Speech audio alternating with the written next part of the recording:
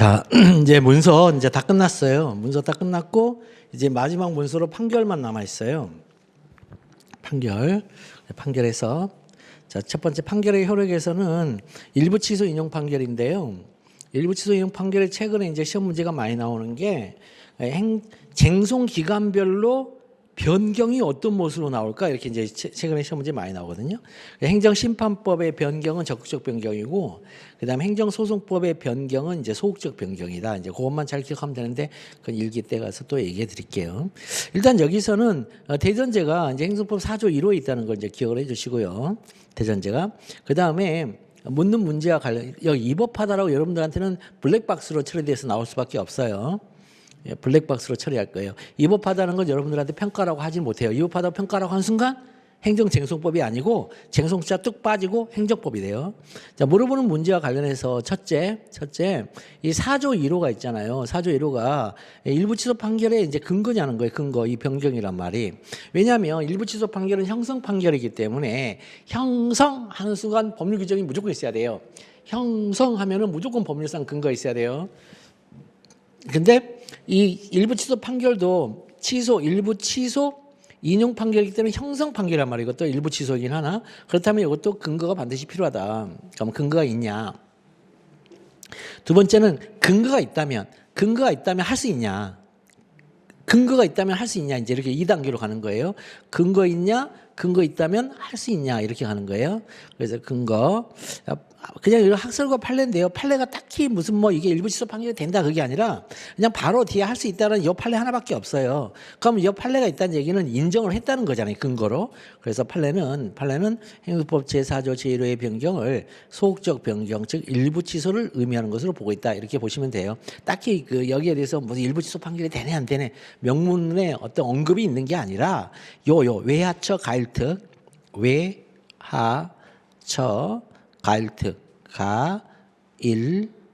외하처 가일특 이게 있으면은 그냥 일부 취소 인용 판결이 된다 이렇게 이제 하고 있어요. 자, 외하처 가일특이에요. 외형상 하나의 행정처분이에요. 자, 외형상 하나의 행정처분이 무슨 뜻이냐면 외형은 제가 누누이 말했죠. 처분문서라고. 외형은 뭐냐면 처분문서예요. 처분문서에 하나의 행정처분만 있대요. 이 하나의 행정처분이 뭐냐면요, 부관이 없는 행정처분이에요. 아시겠죠? 행정처분이 딱 두 개밖에 없어요. 부관부 행정처분, 그냥 행정처분 딱 이게 두 개밖에 없어요. 경우의 수가 그렇게 두 개밖에 없어요. 그래서 하나의 행정처분은 부관부 행정처분은 두 개의 행정처분, 두 개의 의사표시가 안에 들어있어요. 외형상 두 개의 의사표시가 들어있는 행정처분이야. 주된 의사표시, 종된 의사표시라고 두 개가 들어있는 것이고, 외형상 하나 행정처분은 의사표시가 하나밖에 없는 거예요. 그 안에. 처분하냐 마냐 이런 것밖에 없는 거예요. 그랬을 때 가분성이 있거나 혹은 그 처분 대상의 일부가 특정될 수 있다면 그 일부만 취소도 가능하다. 여기서도 마찬가지 가분성이 있거나 가분성이 없다면 일이 넘어가 이렇게 가는 거예요. 가분성이 없다면 이제 일부 특정으로 가는 거예요. 외하처 가일특. 만약에 그럼 부관부 행정행위는 일부 취소가 아니에요. 그래서 일부 취소가 아니에요. 외하처가 아니기 때문에. 그럼 부관부 행정행위는 외하처가 아니어서 독립치소라 그래요. 거기는 독립치소. 그 사안의 경우에서 이제 가분성이 있는 행정처분은 기속행위예요. 그다음에 또 이것 외우셔야 돼요. 어떤 처분이 기속행위 재량인지 구분은요, 당해 처분에 근거된 법규의 체형 금문원, 그다음에 행정분야의 주된 목, 특, 그다음에 당해 개별적 성, 유 등을 모두 고려하여 판단하는 모고판. 이렇게 이제 하시면 되겠어요. 체형 금문원, 목특 성유, 그다음에 모고판 이렇게 해요. 그다음에 근데 우리한테는요, 과징금 부과처분은 근거법규의 문헌상 재량행위 분명하다 이렇게밖에 못 줘요. 여러분들한테 이렇게밖에 못 줘요. 기속행위 재량이에요. 문헌상으로 줘요. 문헌상인데 기속행위로 쓰기도 되게 어려워요. 기속행위도 아마 주긴 줄 거예요. 처분청은 뭐뭐 하야 한다. 그럼 기속행위죠. 자, 근데 여기는 재량행위죠. 그럼 재량행위는 성질상 가분성이 없어요. 그러면 이제 그렇다면 어디로 간다고 해서 일부 특정. 자, 일부가 특정될 수 있다는 특별한 사정. 자, 일부가 특정될 수 있는 특별한 사정은 하나밖에 없어요. 법률 규정으로 특정시켜요. 법률 규정으로 특정시켜요. 이 법률 규정에는 두 개밖에 없어요. 두 개밖에 없어요. 지금 현재 우리 수험 영역에서는 두 개밖에 없어요. 첫 번째가 정보공개법. 정보공개법에서 비공개 정보 부분하고 공개 정보 부분이 혼재되어 있을 때는 비공개 부분은 비공개하되 공개 부분은 공개가 된다. 이게 법률 규정으로 있어요. 그러니까 일부잖아요. 일부. 그러니까 정보 공개해달라고 했던 그 신청한 것 중에 일부가 비공개고 일부가 공개예요. 여기가 비공개, 공개면 이 부분은 공개해라. 일부 특정이 돼요, 이거. 그래서 요거 되고 또 하나가 뭐냐면 이제 정보공개법이고 또 하나가 이제 음주운전. 음주운전으로 인한 이제 면허 취소예요. 음주운전으로 인한 면허 취소. 거기도 차량의 종류별로 면허의 종류가 달라요. 차량의 종류별로 면허의 종류가 달라요. 그래서 특정돼 있어요. 특정 대형 이제 버스라든가 15인승 이상의 밴을 몰 때에는 일종 대형이 필요하다. 그다음에 그 밑으로부터 이제 승용차까지는 일종 보통으로 가능하다. 그다음에 승용은 오로지 이종 보통은 승용밖에 못 mon다. 그다음에 또 원동기 자전거 있다. 원동기 이제 오토바이 125cc 이상, 125cc 이상은 원동기 자전거 면허가 있어야 되죠. 그다음에 125cc 이하는 필요 없죠. 자, 그거는 뭐죠? 그냥 저거죠. 몰고 다니는 공유 자동차예요. 그다음에 이제 저거 특수 면허도 필요하죠. 앰뷸런스하고 레카차 이런 것들. 견인차들 있죠. 이런 것들별로 다 뭐가 있어요? 면허가 다 별도로 있죠. 그러니까 다 뭐예요? 특정돼 있죠. 별도로 있으니까 특정돼 있죠. 그런데 희귀하게도 음주운전은 모든 면허에 공통된 면허 취소사예요. 음주운전은 모든 면허에 공통된 면허 취소사예요. 거기다가 한 사람이 여러 면허를 갖고 있어요. 근데 걔가 음주운전을 했어요. 그럼 그때부터는 이제 전부 취소가 가능해진다. 이런 뜻이에요. 이제 그런 얘기들이 거기 나오는 거예요. 자, 그것도 일기 때 한 번 더 얘기해 드리고. 그 다음에 요 사정 판결은 대전제가 28조 제1항 전단이에요. 이거 대전제에 의하면 자, 원고 청구가 이유가 있다고 인정하는 경우 요거는 블랙박스죠. 원고 청구가 이유 있다고 인정. 이게 뭐예요? 처분이 위법이죠, 이거. 원고 청구가 이유 있다. 이거는 처분이 위법하다. 그러니까 처분이 위법은 블랙박스로 여러분들한테 줘요. 위법해 이렇게. 근데 여기서 처분 등을 취소하는 것이 현재 공무원이 적합하지 않냐도 인정하는 때 여기에 이제 문제가 되는데 이때 법원은 원고 청구를 기각할 수 있다예요. 자, 그다음에 사정 판결이 필요한가의 판단의 기준실은 판결시죠. 판결시예요. 그럼 이제 가배 청구는 이유 있다 이렇게 이제 블랙박스로 처리해 주죠. 그다음에 물어보는 문제와 관련하여 가장 먼저 있잖아요. 첫째 있잖아요. 요건 절대로 놓치면 안 돼요. 자, 이 처분청의 사정 판결을 구하는 신청이 없어도 법원이 직권 사정 판결을 할 수 있는 문제. 이거는 절대로 빠지면 안 될 목차예요, 이건요. 요건 절대로 빠지면 안 돼요. 요목차가 빠지면 사정 판결을 아예 모르는 사람이에요. 왜 그러냐? 여기 보면요. 처분 취소 있죠? 처분 취소하는 거하고 그다음에 갑자기 왜 사랑의 표시가 취소하는 것과 이 공공복리 있잖아요. 공공복리의 적합성 있죠? 요거를 비교역량해요. 공공복리 적합성을 이렇게 비교역량해서 적합하지 않다가 이쪽이 더 커면은 이걸 현저하다 그래요. 그러면 이 처분을 취소한다는 의미와 그다음에 공공복리에 적합하지 않다의 의미를 누가 판단하냐는 거예요. 누가 그 의미를 누가 판단할까? 그랬더니 신청이 있어야 돼.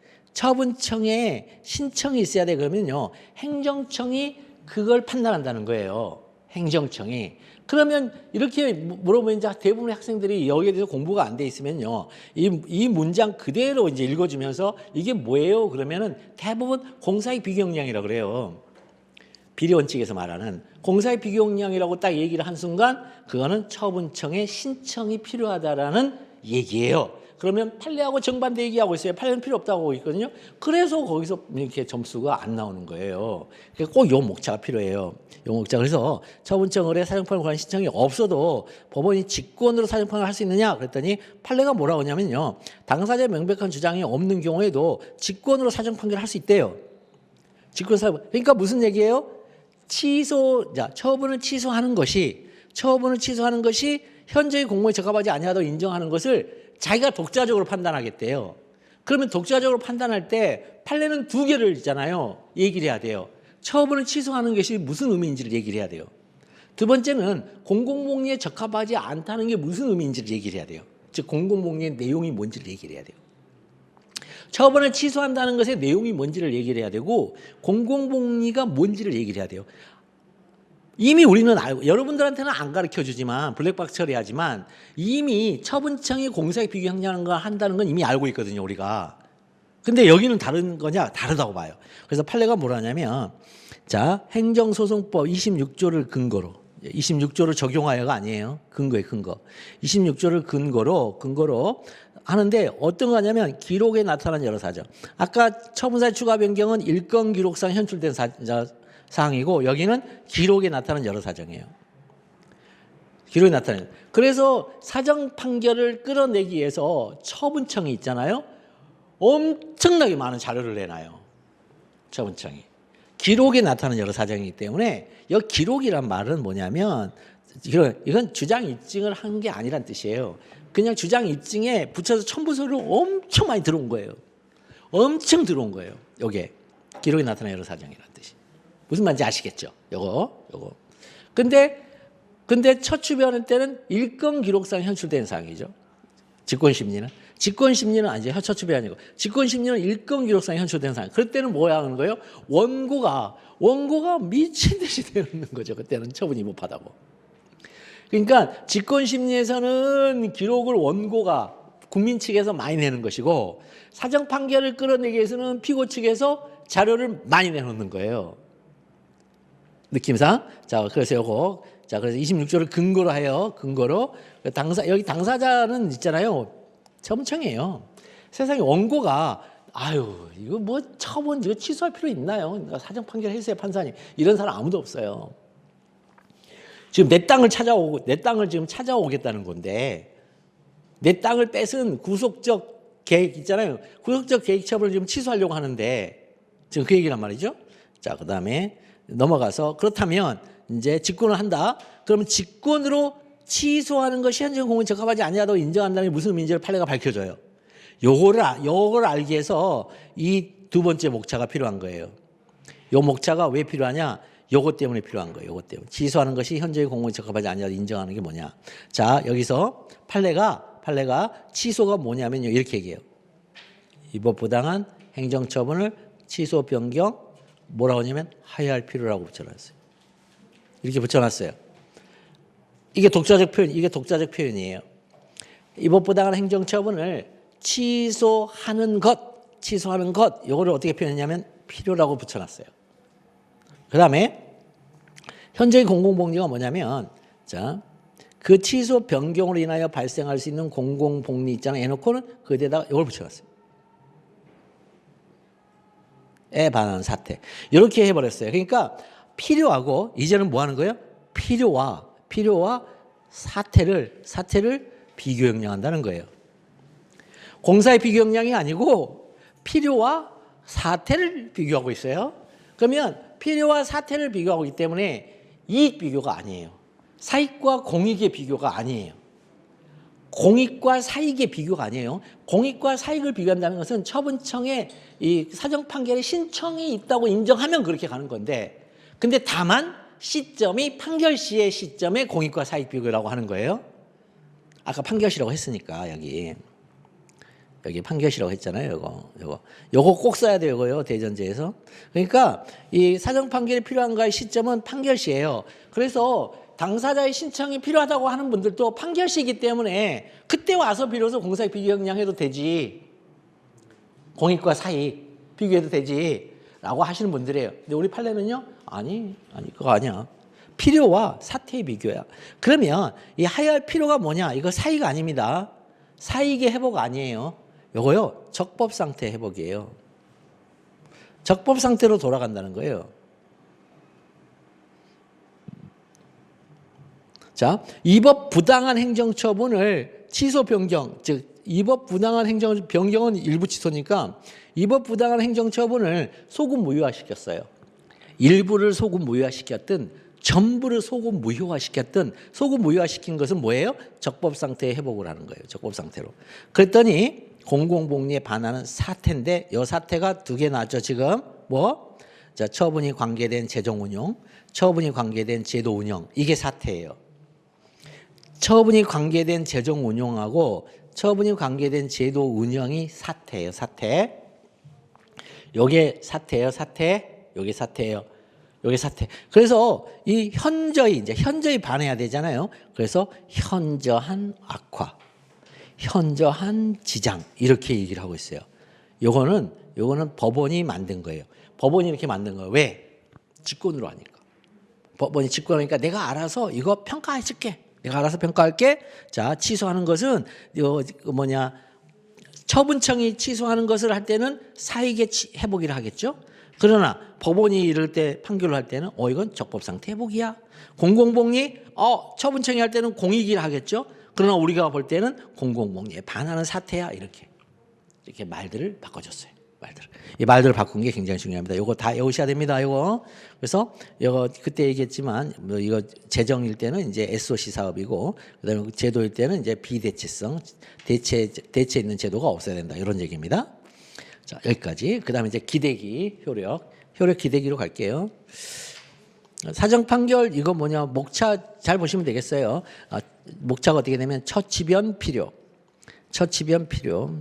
그다음에 치변 발공사 비교교량 이렇게 나왔는데 어쨌든 여러분들 잘 보시면 아시겠지만 지금 제가 말한 것처럼 위법부당한 행정을 취소 변경할 필요, 처치변 필요. 그다음에 취소 변경에 발생하는 공공복리에 반하는 사태. 하여튼 필요하고 사태란 말만 딱 나오면 돼요. 필요와 사태를 비교교란하는데 그러면 현저히 공공복리에 반하는 사태란 뭐냐? 그랬더니 처분에 관계된 재정 운용상의 현저한 악화, 처분에 관계된 제도 운용상의 현저한 지장 이것만 기억하면 되겠어요. 그다음에 기판력 이제 기대기죠. 기대기. 자, 기판력도 대전제가 제일 중요해요. 대전제가 제일 중요한데 행정소법 8조 2항에 의하여 준용되는 민사소송법상의 기판력이라 하면 이렇게 가는 거예요. 기판력은 원래 민사소송법의 기판력은 216, 218조예요. 218조인데 216, 218조가 기판력 제도의 정의를 나타내는 게 아니라 기판력이 있다는 전제 하에 이게 어디까지 미치지? 즉 인적 효력 범위, 그다음에 어떤 사건에까지 미치지? 객관적 효력 범위 이거 두 개를 가리키는 거거든요. 이거요. 그러니까 정의가 없어요. 기판력에 관한 정의가 없고 이 기판력은 당연히 정의가 있든 없든 당연히 인정되는 효력인데 그 효력 범위가 어디까지지? 216, 218 이게 이제 효력 범위 얘기예요. 요거. 그러니까 이 기판력이 뭔지를 알기 위해서는 우리 행정소송법에서 나온 요 판례가 중요해요. 이 기판력 있는 전소 판결의 소송물과 후소를 비교했더니 동일하대요. 그러면 허용하지 않아요. 아시겠죠? 그러니까 기판력 있는 전소 판결은 뭐냐면 확정 판결을 말해요. 기판력 있는 요 표현은 확정됐다 이런 뜻이에요. 판결이 확정됐다. 더 이상 이제 더 다툴 수 있는 길이 없다. 판결이 확정된 기판력 있는 전소 판결은 확정된 전소 판결의 소송물이에요. 확정된 전소 판결이 있는데 그 확정된 전소 판결의 이 소송물하고 그다음에 그 후소 전소 판결의 소송물하고 후소를 비교해 봤더니 동일한 소송물을 다루고 있네. 그럴 때는 허용하지 않음. 이게 뭐예요? 부적법 소각화. 부적법 소각화가 나오는 거거든요. 그다음에 후소에서 전소 판결의 소송물하고 후소를 비교해 봤더니요. 그게 소송물이 전소의 소송물과 동일하지 않아요. 동일하지 않으면 뭐예요? 부적법 소각화 아니에요. 본안으로 가요. 본안으로 가서 어떤 일이 벌어지느냐? 전소의 소송물에 관한 판단이 후소의 성결 문제가 되거나 일단 첫 번째 성결 문제가 되는 경우, 두 번째는 상호간이 모순관계에 있을 때는 어떻게 한다? 후소에서 전소 판결과 다른 주장하는 것을 허용하지 않는다. 여기서 후소에서 다른 주장을 하는 것을 허용하지 않는다. 자, 다른 주장하는 것을 허용한 데가 어디예요? 본안이잖아. 지금 본안에 얘기해. 본안에서. 본안에서 지금 여기는 부족부 소각화라서 본안 자체를 못 들어가요. 이건. 근데 본안은 들어가요. 이건. 그 대신 후소에서 즉 본안에서 후소의 본안에서 다른 주장하는 것을 허용하지 않는 작용을 하는 거예요. 작용을 한다 그래요. 이걸 소송법상의 작용이라 그래요. 다른 주장하지 못해요. 그냥 판단 그대로 받아줘야 돼요. 그대로 받아줘야 돼요. 다른 주장 못해요. 앞에 소송물의 판단에서 이거 적법해? 그러면 여기서도 적법하다고 평가를 해서 그냥 받아줘야 돼요. 선결문제 모순관계일 때. 그럴 때는. 자, 이와 관련하여 그렇다면 전소인 취소인의 청구 인용 판결에 의해서 처분이 적법하다는 판단이 후소인 구가배상 청구 소송의 선결 문제가 되는지 문제된다. 이렇게 하고 있죠. 여기서 적법하다는 판단이에요. 적법하다는 판단. 그러면 학설 우리 이미 배웠죠. 선결 문제가 아니다. 선결 문제가 되지 않는다. 이거 뭐라고요? 이거 결과 위법성설, 상대적 위법성설이죠. 걔네들은 뭐라고 했어요? 법령 위반의 의미가 동일하지 않잖아요. 그래서 기판적 완전 부정설. 그게 아니고 선결 문제가 된다. 그때는 법령 위반 둘 다 행위 위법설이다. 그래서 선결 문제가 된다는 기판적 완전 긍정설. 그다음에 법령 위반의 의미, 위법은 동일한데 법률의 범위가 일치하지 않아서 만약에 범위가 일치하지 않아요. 즉 뭐예요? 이쪽이 더 커요. 처분의 위법성보다 법령 위반이 더 커요. 그럼 법령 위반 안에는 처분의 위법성 플러스 알파잖아요. 그러니까 여기가 처분이 위법하지 않아. 적법해. 그럼 여기는 적법이지만 이 알파 때문에 위법이 있을 수 있잖아요. 이게 위법해. 그럼 그 자체로 이건 위법이고. 그러니까 뭐예요? 그게 취소 인용 판결은 당연히 선결 문제가 되죠. 여기 위법이니까. 근데 문제는 취소 기각 판결은 있잖아요. 이건 적법이지만 여기서 위법이 나올 수 있잖아요. 여기를 통해서. 그러니까 다른 주장을 못하게 하면 이거 판단을 못하잖아요. 그러니까 다른 주장을 해야 되니까 선결 문제가 되지 않는다는 제한적, 기판적, 긍정수 있다. 이렇게 이제 이해하시면 되겠어요. 다시 한번 얘기해 드릴 거예요. 이것도 뒤에 가서. 그 다음에 판례는 몰라요. 그런 말을. 자, 걔는 청구 인용 판결밖에 없어요. 그래서 기판력이 구가배상 미친다. 그렇다 하더라도 고의과실을 추정케 하는 건 아니다. 즉 고의과실 추정케 하는 게 아니니까 뭐 한다는 거예요? 다른 주장해. 다른 주장. 너 고의과실 없다고 다른 주장해도 돼. 이런 뜻이에요. 이거 추정케 하지 않는다. 이 말은 다른 주장해도 된다. 다른 주장 가능하다. 기판력이 미치면 다른 주장 못하죠. 이건 다른 주장 못한다. 이런 뜻이고. 그러니까 다른 주장 할 수 있죠. 고의과실. 그래서 다른 주장 해라. 이런 뜻이에요. 자, 그다음에 이제 대세요. 대세어는 행정법 29조 제1항에 의하면요. 처분 등을 취소하는 확정 판결. 자, 처분, 취소, 확정 판결이죠. 그러면 이제 처분이 소급무효로 가죠. 그 제3자에 대해도 효력이 있는데 이 효력 있잖아요. 이 효력이 침익적인지 수익적인지 모르죠. 그래서 침익적인 제3자에 대해서는 소송 참가의 문제가 되는 것이고 수익적인 제3자에 대해서는 무임승차자의 배제가 문제가 되죠. 그래서 이와 관련은 일반 처분의 경우 소송의 당사자에 대해서는 판결력이 미치는 문제다. 이때 일반 처분은 뭐냐면요. 이건요. 무임승차자예요. 무임승차자. 자, 일반 처분의 경우에는 침익적 처분이에요, 이게. 그러면 이겼잖아요? 취소하는 확정 판결이 나오면 이제 침익적 처분이 침익적인 이제 이게 걷어진 거죠. 그래서 원래 상태로 회복됐죠. 나의 수익적 상태로. 그런데 옆에 있는 사람도 동일하게 그 상태로 돌아가냐는 거예요. 소송의 당사자가 아닌 제3자도. 이거 프리라이더예요, 프리라이더. 무임승차자예요. 무임승차자 얘기에 그래서 학설에서는 무임승차자는 그러니까 차비를 1,800원을 올렸어요. 지금 1,200원일 때. 그러면 1,800원을 다툰 사람은 이겼어? 그러면 너 1,200원만 내고 다녀 너는. 근데 소송을 제기하지 않은 사람은 넌 1,800원 내고 다녀. 이게 상대적 효력설. 그게 그러니까 무임승차자는 용납하지 못하겠다는 거예요. 무임승차자는 소송에 참가한 제3자에게만 형성력이 미친다. 소송에 참가한 제3자에게만 형성력이 미친다는 상대적 효력설. 그랬더니 왜 그렇게 얘기했냐 했더니 되게 재밌는 말이죠. 자, 소송에 참가하여 재판상 청문권 행사할 기회를 갖지 않은 제3자에게 이 제3자 있잖아요. 그 옆집 사람에게 이 형성력을 미치는 것, 즉 처분을 취소, 1,800원 처분을 취소해서 1,200원으로 되돌리는 것은 재판을 받을 권리를 침해한 거래요. 그랬더니 제3자가 뭐라고 하냐면 내가 그 침해를 기꺼이 받을 테니까 나한테도 그 효력을 미쳤으면 좋겠네. 그렇게 얘기하는 거예요, 지금. 그게 바로 절대적 결합설이에요. 그렇죠? 그래서 그러니까 그게 뭐냐면 이 무임승차자를 배제하자 효력에서 그럴 때 뭐냐면 재판받을 권리의 침해예요. 헌법상. 이거 되게 재밌지 않아요? 그거 똑같다니까요. 내 정보 좀 줘. 정보공개 청구를 했어요. 그랬더니 내 정보인데 개인정보를 못 주겠대요. 진짜 그래요. 정보기관에서 개인정보 아니 내 정보라니까 근데 아니 그 개인정보를 못 준다니까요. 이렇게. 그러니까 완전히 문서 속에 갇혀서 사는 이런 이제 이 법조 생활이죠. 요거 얘기요. 그랬더니 절대적 효력은 뭐냐면 야씨 누구는 1,800원 내고 다니고 누구는 1,200원 내고 다니고 야 버스 기사 돌아버리겠다. 매번 확인하느라고. 자, 행정관계 해율적 규율이 요청.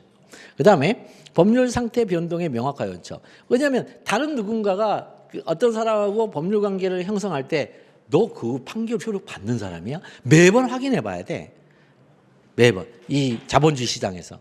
그러니까 이게 말이 안 돼요. 그래서 그런 걸 근거로 소송에 참가하지 않은 일반 제3자에게도 형성력이 미친다라는 절대적 효력이 있어요. 이건 어쩔 수가 없다. 이 무임승차자가 생기는 건.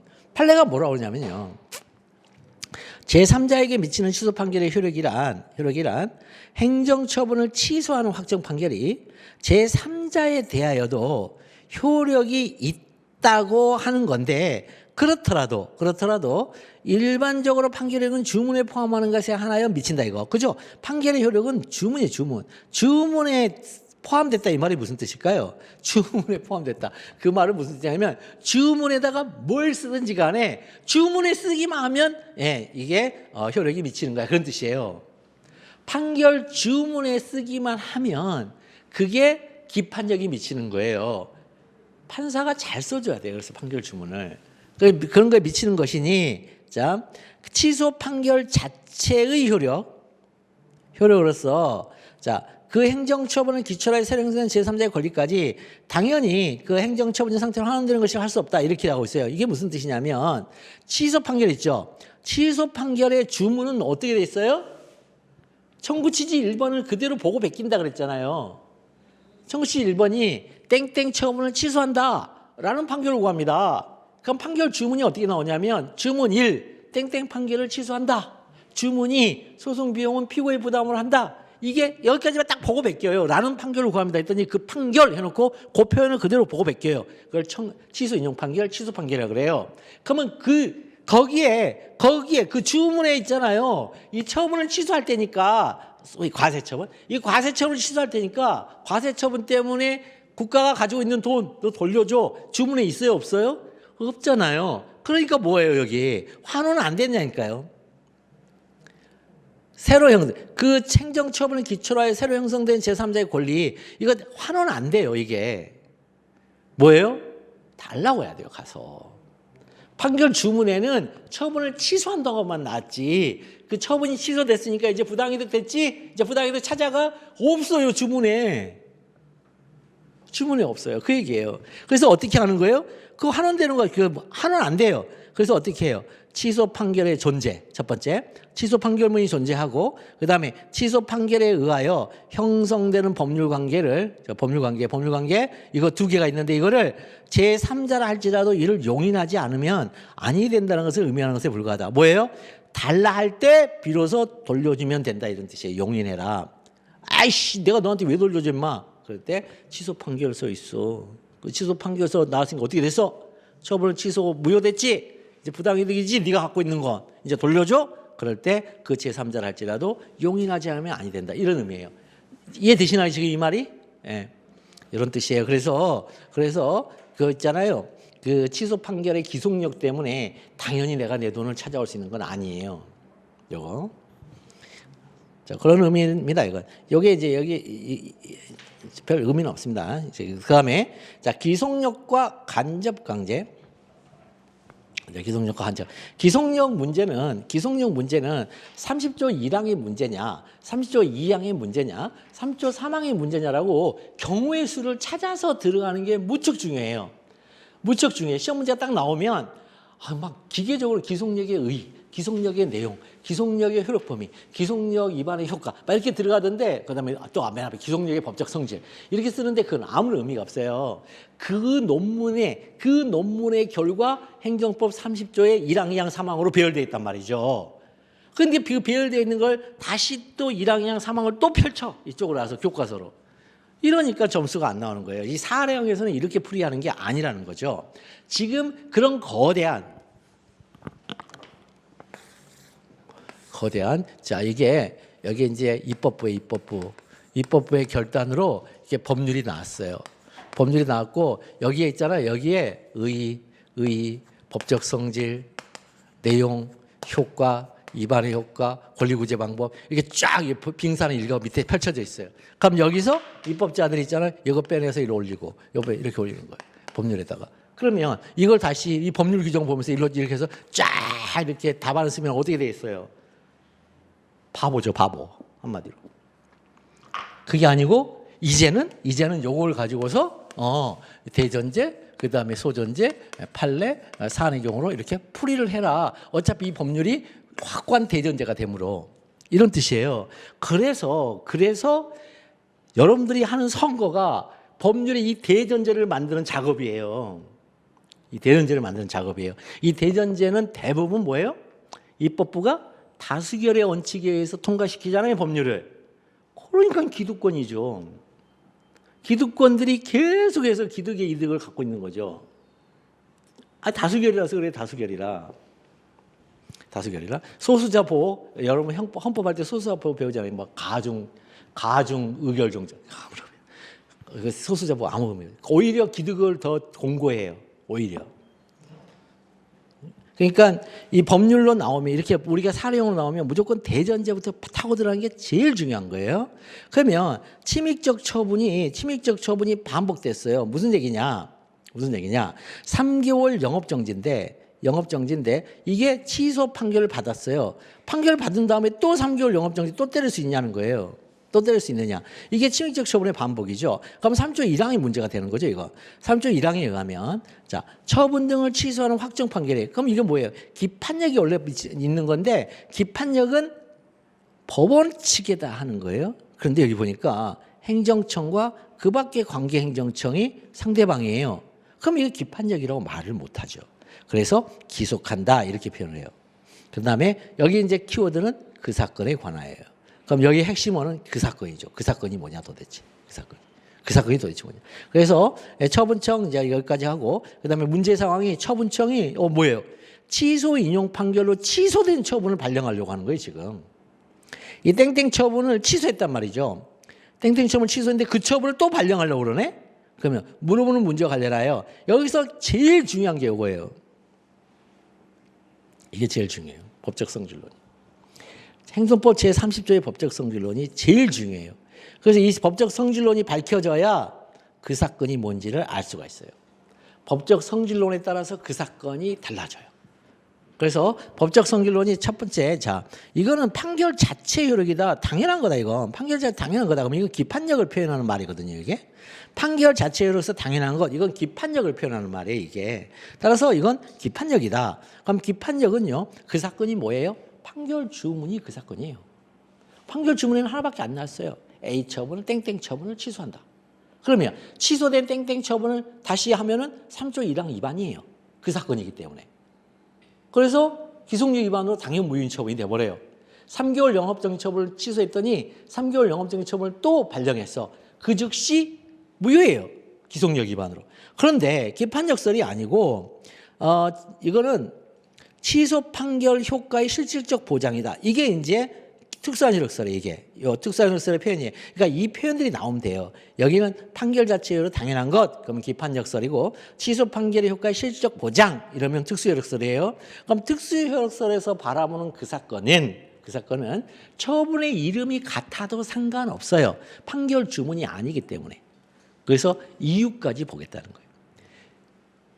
이 취소된 그러니까 위법사유가 있잖아요. 위법사유가 있으니까 취소한 거잖아요. 그러니까 3개월 영업정지 처분을 취소한 위법사유 있잖아요. 위법사유를 불문하고 3개월 영업정지 처분 나오면 그 즉시 위법 무효 이러면 기판력설.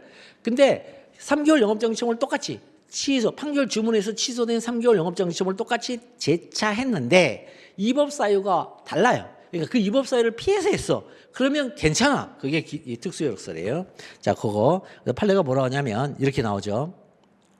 여기까지 안 해도 돼요. 여기 안 해도 되고. 자, 취소 확정 판결의 기속력은 취소 청구가 인용된 판결이 인정되는 당사자 행정과 그 밖의 관계 행정청에게 확정 판결 취했다 행동할 의무를 지우는 작용을 한다. 이에 비하여 행소 제8조의 2항에 의하여 준용되는 자, 기판력.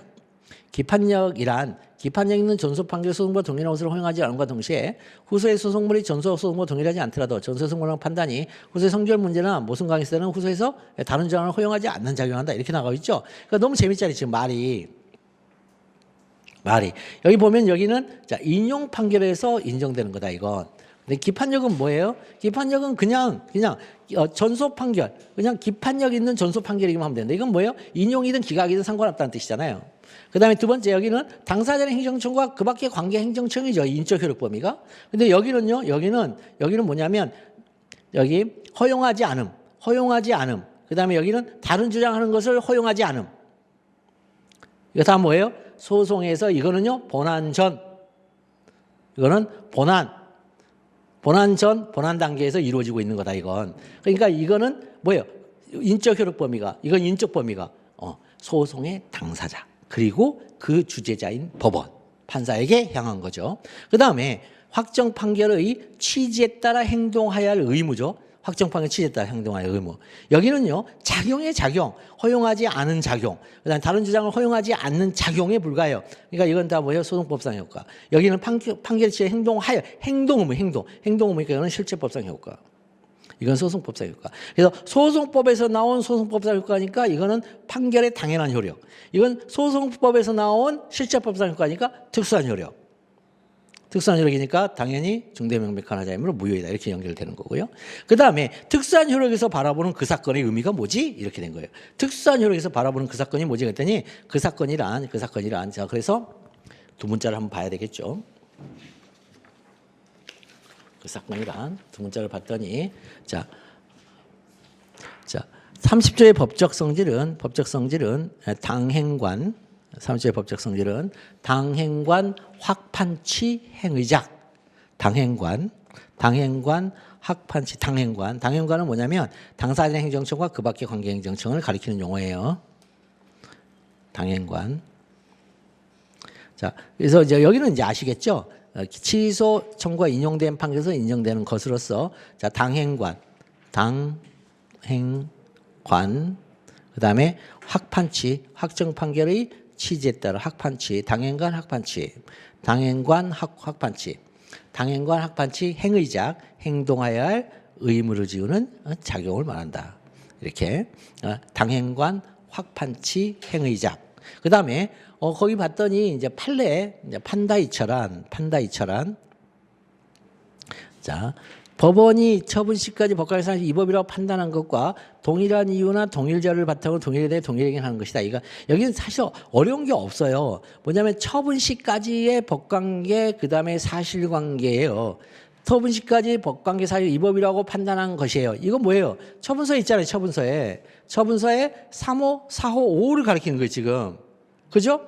처분 시까지의 법관계 사실관계에서 위법이라고 판단하는 거. 3호, 4호, 5호를 가리켜요. 그 3호, 4호, 5호와 동일한 이유, 동일한 자료, 그 다음에 동일인에 대해서 동일행위.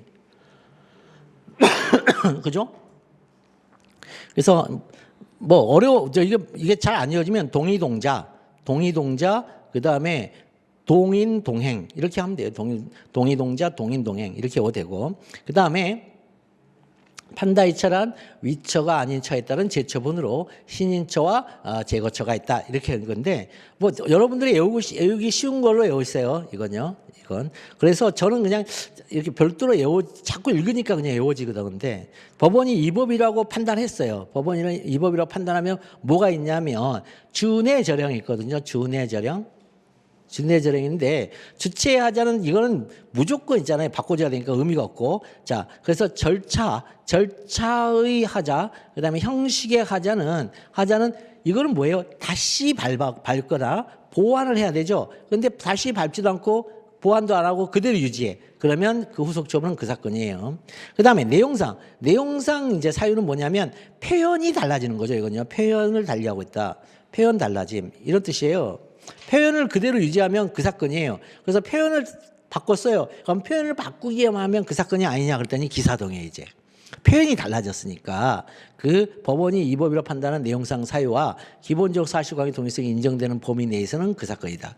무슨 말인지 아시겠죠? 그러니까 이 내용상 사유는 야, 이 법이야. 그러면 처분청이 표현을 바꿔요. 표현을 바꿔요. 그럼 표현을 바꾸면은 대부분 표현을 바꾸면 대부분 그 사건이 아니에요. 그런데 교묘하게 기사동이 있는 경우가 있어요. 그때는 그 사건이 되는 거예요. 그래서 첩법 편고착 그 기사기동 이렇게 하면 됩니다. 자, 이거 기억하시면 되겠습니다. 어렵지는 않겠죠? 자, 이렇게 항상 준회제령 간다는 거. 그 다음에 재차 반복 처분. 재차 거부 처분. 재차 거부 처분도 마찬가지예요. 취소 판결에서 거부 처분이 취소됐어요. 취소됐더니 또 거부 처분한 거예요. 그러니까 여러분한테 30조의 기속력의 시험 문제를 내려면 사례형에서 뭐 보면 알 수 있겠어요? 취소됐네? 근데 취소된 처분 또 안 해? 이거예요. 취소됐네? 근데 취소된 처분 또 안 해? 그럼 기속력 위반이에요, 무조건. 그것만 딱 보면 알아요, 사례형에서 A 땡땡 처분을 취소했다. 그 땡땡 처분을 다시 할 수 있는가? 땡땡 처분을 다시 발령했다. 발령이 가능한가? 어떤 방식으로 물어보는 간에 취소됐어요, 판결로. 취소된 처분이 그걸 다시 발령한 거예요. 그럴 때 이 자기 처분일 때는 3조 1항, 거부 처분일 때는 3조 2항에 의하면. 그래서 여기서 재차 거부 처분할 때 3조 2항이고 거부 처분이 위법하다 그래서 그러면 좋아, 허가 처분 내줄게. 허가 처분 냈어요. 아무런 문제 없어요. 그때는 제3자가 침입주권을 받는 제3자가 다시 그 처분 취소를 제기하겠죠. 자, 그래서 판결에 의하여 취소되는 처분 자체가 뭐예요? 당사자의 신청을 거부하는 것을 내용으로 한다. 이게 뭐예요? 거부 처분이죠. 그때는 그 처분을 행한 행정청이 나와요. 이때는 달라요. 범위가 달라. 인적 범위가 효력이 미치는. 앞에는 행정청과 관계행정청이에요. 여기는 그 처분한 행정청은 판결의 취지에 따라 다시 이전의 신청에 대한 처분을 하여야 한다. 이게 객관식 용어예요, 사실은. 그다음에 취소된 땡땡 거부처분이 다시 발령되었다. 물어보는 문제와 관련하여 첫째, 여기도 마찬가지 법적 성질이 꼭 나와야 된단 말이에요. 법적성 기판역설이 아니라는 게 중요하기 때문에. 그다음에 둘째, 판결의 취지에 따라 다시 행한 이전의 신청에 대한 처분이냐 이게. 그래서 3조의 법적 성질 이거 외워주시고 요거 외워주시고. 그래서 요거 외워주시면 됩니다. 확판치. 여기 보니까 당행관, 당행관. 그다음에 확판치, 그다음에 행의작 이렇게 오시면 돼요. 기속력은 딱히 올 건 없어요. 그냥 동일한 후소를 허용하지 않음과 동시에 성결 문제가 돼서나 모순 관계 있을 때는 다른 주장을 하는 걸 허용하지 않는 자격. 이렇게 일단 외워놓으세요. 일단. 동일한 후소를 허용하지 않음과 동시에 성결 문제가 되거나 모순 관계 있을 때에는 다른 주장하는 것을 허용하지 않는 작용. 이렇게만 기억하면 되겠어요. 자, 그다음에 그렇다면 자, 판결의 취지에 따라 다시 행한 이전의 신청에 대한 거부 처분이 맞냐 이게. 다시 행한 거부 처분이 맞냐. 이때 판결의 취지에 따른 재처분이란 여기서는요. 그냥 일단 있잖아요. 재처분을 먼저 논하는 거예요. 재처분. 그랬더니 어떤 처분이에요? 신청을 인용하는 재처분과 재차 거부하는 거부처분이 있다. 재처분 안에는. 그다음에 두 번째, 그럼 판결의 취지에 따른다는 게 무슨 뜻이냐? 취소 인용 판결 적시한 위법한 거부처분 사유가 아닌 처분 사유에 따른 재처분을 말한다. 이렇게 하는 거예요. 이렇게 하면 되겠죠. 그래서 여기 보면 재처분 판결의 취지에 따른 재처분이란 판다 이처. 어디서 했지? 그래서 판결 취지에 따른 재처분은 자, 이 법 사유를 보완한 재처분. 그다음에 다른 사유에 기초한 재처분이에요. 그런데 이 보완은 절차와 형식만 보완이 가능해요. 그다음에 다른 사유라는 것은 내용상 표현을 다른 거예요. 표현이 다른데 진짜 내용도 다르네 그런 뜻이에요. 그래서 근데 사실 이거 막 이렇게 외울 필요는 없는데 쭉쭉 내려가면 되니까 절차상 하자를 이유로 취소된 경우에는 뭐예요? 보완을 해야 돼요. 다시 거치면 돼요. 그다음에 내용상 하자를 이유로 취소된 경우는 표현을 바꾸면 돼요. 표현을 바꾸면 되는데 거부 처분일 때는 있잖아요. 거부 처분일 때는 표현을 바꾸기가 너무 어려워요. 그래서 원칙적으로는 신청을 인용하는 처분이 나올 수밖에 없어요. 표현을 바꿀 수가 없어요. 그런데 사실심 변론 종결의 새로운 사유, 그다음에 사실심 거부 처분 후에 개정 시행된 법령 이 두 개. 이거하고 요거일 때는 있잖아요. 재차 거부 처분을 할 수 있어요. 그럼 여기서 사실심 변론 종결 후에 새로운 사유는 두 개로 되어져 있어요. 요거 첫 번째 사실심 변론 종결 후의 사유다. 두 번째는 이게 새로운 거다. 이렇게 나뉘는 거예요. 그러면 사실심 변론 종결 후에 사유가 뭔지를 알면 이제 우리는 이걸 할 수가 있어요. 사실심 변론 종결 후의 사유를 사람들이 다 오해를 해요. 뭔가 발생했다고. 그게 아니고 사실심 변론 사유는 뭐냐? 거부 처분서의 발령이에요. 이거 거부 처분서의 발령이고요. 사실심 변론 종결 후의 사유는 거부 처분서의 발령이에요. 거부 처분서의 발령인데 그 발령된 거부 처분서가 새로운 거여야 돼요. 그럼 뭐예요? 사유가 새로운 거예요. 사유가 새로운 거. 사유가 새로운 건데 이 사유는요. 이 새로운 사유는 느닷없이 새롭게 생긴 건 당연히 원칙이고 이 사유가 처분시에도 있었어요. 처분시에 있었는데 처분시 취소된 거부 처분서에 쓴 사유가 아니고 그때 존재했는데 이번에 발령된 재차 거부 처분서에 비로소 썼다 그래서 새로운 거예요. 요거 이해할 줄 알아야 돼요. 이거를 다시 새로운 사유는 사실심 변론 종결 후의 새로운 사유는 두 개로 이뤘어요. 사실심 변론 종결 후의 사유다. 그 이 사유가 뭐다? 처분서의 발령이다.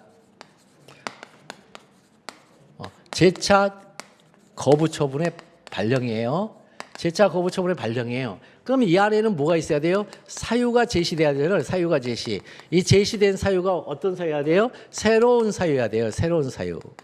그러면 뭐 한다는 거예요? 판결의 취지에 따른 재처분이야. 그럼 이게 제시된 사유가 이거는요. 되게 재밌는 게 뭐예요? 처분 시에 존재한 사유예요. 이거. 처분 시에 그러니까 취소된 거부 처분 시에 존재한 사유예요. 존재한 사유였는데 문제는 그 거부 처분서 취소된 거부 처분서에 적시하지 않았어요. 이거 쓰지 않았을 뿐이에요. 쓰지 않았어요. 그런데 문제는 상대방이 알고 있어요. 이런 사유 있음을. 알고 있는 사유예요, 이거. 이게. 그러면 이제 어떻게 해야 돼요? 이 사유가 새롭냐 새롭지 않냐를 뭘로 판단해요? 지금 내용이니까 기사동으로 판단하죠. 기사동으로 판단했더니 동일성이 없어요. 동일성이 없어요. 그러면 새로운 사유가 돼야죠. 그런데 동일성이 없어요. 그랬더니 원고가 자기가 주장하는 거예요. 저 그거 알고 있었던데요. 제가 그때 그 사유에 적시만 안 왔지 제가 알고 있어요. 그러니까 알고 있으니까 이거는요 동일한 사유예요. 그러니 당연무효라고 주장을 했어요. 판례가 안 받아줘요. 알고 있다 이거는 아무런 의미가 없다는 거예요. 사유가 이게 새로 기사동으로만 판단하겠다는 거예요. 기사동으로만. 기본적 사실관계의 동일성으로만 판단하겠다는 거예요. 각 사유 간에. 그래서 구체화하고 있는 거냐 단지 아니면 내용 취지가 유사한 거냐 이렇게 판단하겠다는 거예요. 요거 시험 문제 이거 실제 시험 문제 나왔어요. 550채에서. 이게 새로운 그러니까 무슨 얘기냐면 요게 또 일기에서 얘기해 주겠지만 또 잊어버리니까 자 무슨 얘기냐면 처분시부터 판결시가 있고 그죠? 판결시 안에 사실심 변론시가 있죠. 사실심 변론 종결시. 사실심 변론 종결이 되면 이제 판결만 하면 되는 상황이에요. 그러면 처분시에 처분서가 발령됐으니까 거부처분이 이제 발령됐죠. 거부처분이 발령됐는데 사실심 변론 종결이 딱 끝나고 이 판결시까지 약간의 시간적 지체가 있거든요. 이 이 지체 현상이 일어난 이때 이 거부 처분 또 때리면 어떻게 되지? 이런 뜻이에요. 또 발령하면 어떻게 되지? 거부 처분 또 발령. 그러면 이게 사실심 변론 종결 후의 새로운 사유냐 말이야. 이게 사실심 변론 종결 후의 새로운 사유냐 이게. 여기. 그래서 여기서 갑자기 판결이 나온 다음에 이게 나오면은 누구도 오해를 안 할 텐데 갑자기 사실심 변론 종결 후에 새로운 사유라고 그랬어요 지금. 그죠? 사실심 변론 종결의 새로운 사유. 그러면 사실심 변론 종결 전에 들어오면 뭐가 되는 거죠? 사실심 변론 종결에 들어오면 뭐예요? 처추변 문제 되죠 이거. 처분사유 추가 변경의 문제가 되잖아요 이거. 사실심 변론 종결 후에 가면은 이거는 기속력 위반의 문제가 되는 거예요. 그래서 이 문제가 여기가 기준이에요. 이 기준 안으로 들어오면 처추변 혹은 처분 변경으로 인한 소변경 둘 중에 하나예요. 처분사유 추가 변경의 문제가 되거나 이 안쪽으로 넘어오면 아니면 22조 처분 변경, 소변경의 문제가 되고 이 밖으로 넘어가면 기속력 위반의 문제가 돼. 이제는 판결을 쓰는 일만 남았으니까. 느낌이 오시죠? 네, 이렇게 하는 거예요. 이렇게. 그래서 사실심 변론 종결이라는 요 말이 그래서 나온 거다. 요게. 그래서 나온 거라는 걸 기억해 주세요. 자, 그다음에 조금 쉬었다가 이제 나머지 후다닥 한번 보겠습니다.